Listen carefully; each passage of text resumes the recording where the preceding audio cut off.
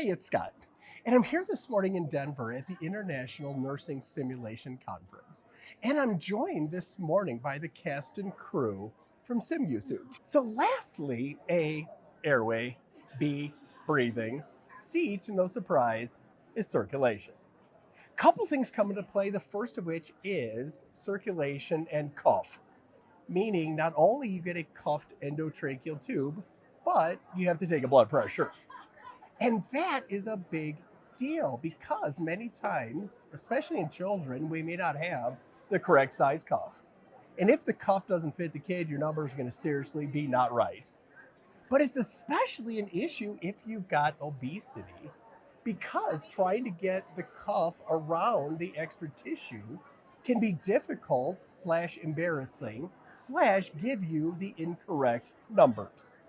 So what they recommend is if you've got a bigger cuff or a bigger arm, great, use it. Otherwise, it's not perfect, but it works really well. In a pinch, just put it on the forearm. And as long as it covers half to 2/3, just like a upper arm blood pressure cuff, in a pinch, chances are you've got something that fits. Part 2 of circulation, getting an IV, is hard enough in a healthy kid. Not to mention in a healthy kid who happens to be obese, or even worse, in a sick kid who happens to have obesity as well. So with that, if you've got a fancy IV finder, absolutely use it. If you've got an ultrasound and you're good at it, absolutely use it. If your patient's old enough and this is not their first rodeo, just simply ask them. In the past, where have people gone that they've had the best result? Lastly, for circulation, remember the idea of intraosseous, otherwise known as going into the bone. And when it comes to IO, remember that on all of the easy IO needles, they all have those little black lines.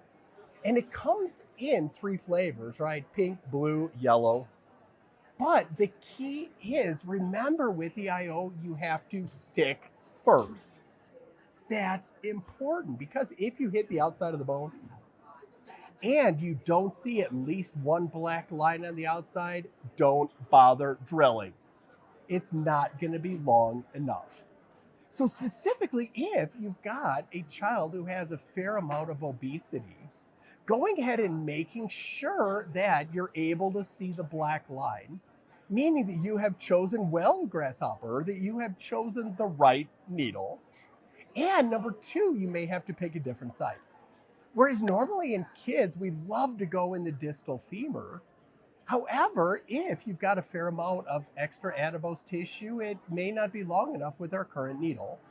And therefore, in that situation, instead of going humerus o femur, we may actually go into the tibia again, because you've got a whole lot less tissue on the front of your tibia than you have on the front of your femur or even up into your shoulder.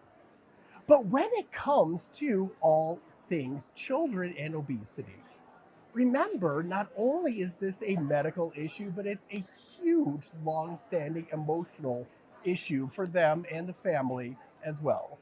And therefore, anything you can do to make this process a little easier, far less embarrassing, and remembering the ABCs of obesity and emergency care of kids really makes a difference.